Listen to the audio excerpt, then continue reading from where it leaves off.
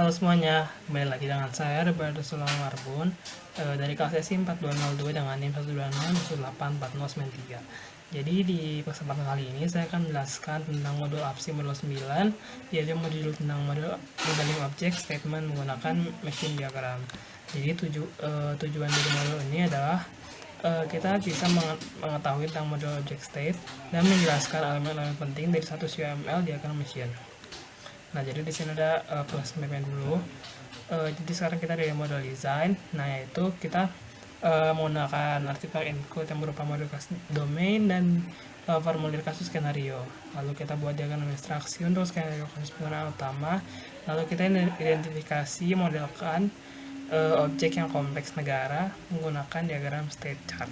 Nah, statement adalah mode atau kondisi atau keberadaan menurut Webster. Nah, ada dua cara untuk memikirkan keadaan objek. Yang pertama, keadaan objek adalah kumpulan atribut tertentu nilai untuk objek. Nah, yang kedua, keadaan objek menggambarkan perilaku objek relatif terhadap rangsangan eksternal. Nah, jadi di modul ini kita mempertimbangkan definisi dari kedua hal tersebut. Nah, terus ada kita akan mengidentifikasi elemen-elemen statement machine diagram. Nah, yang pertama itu ada statement awal final state. Nah, yang di sini statement awal dan ini final state yang N. Terus ada state node, ada transition trigger. Nah, terus ini ada yang pertama kan ada transition statement. Transition statement mewakili perubahan status pada saat runtime ya, yang seperti ini kejadian. Terus struktur internal dari statement node. Statement node mewakili keadaan objek tunggal saat runtime. Masuk sebuah kejadian menentukan tindakan saat masuk ke dalam statement atau kondisi, keluar sebuah kejadian menentukan tindakan saat keluar dari sebuah statement kondisi, melakukan sebuah kejadian menentukan tindakan yang sedang berlangsung, dan juga dapat menentukan kejadian tertentu dengan tindakan yang sesuai. Lalu statement lengkap HVAC diagram machine. Nah, ini contohnya ya. Nah, setelah itu kita melanjut dengan cara membuat statement diagram mesin untuk objek yang kompleks. Jadi yang pertama itu gambarkan objek awal dan objek akhir untuk tujuan. Yang kedua, gambarkan objek proyek. Yang ketiga, menentukan urutan parsial dengan keadaan stabil pada sebuah objek. Yang keempat, menentukan kejadian yang memicu transisi antar keadaan objek dan tentukan tindakan transisi jika ada.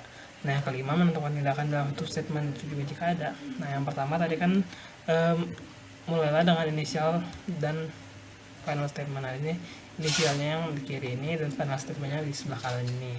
Setelah itu menentukan statement objek stabil. Di sini kita ada contohnya pendingin, idle, dan panas.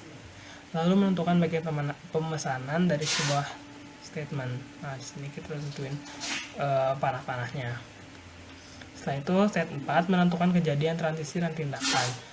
Jadi kita masukin si kejadian-kejadian tindakannya ke dalam mesin diagram tersebut. Setelah itu step kelima adalah menentukan tindakan dalam statement. Dan yang kelima.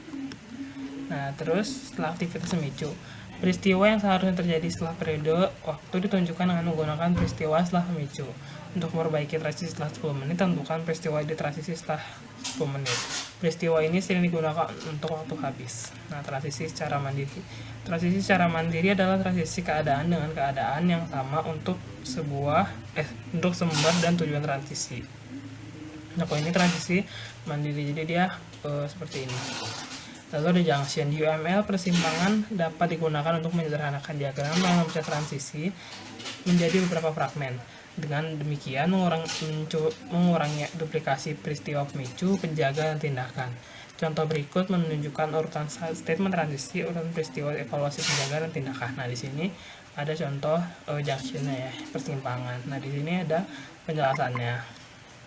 Lalu junction, contoh stack tanpa menggunakan junction. Nah, ini kalau ini tanpa menggunakan junction.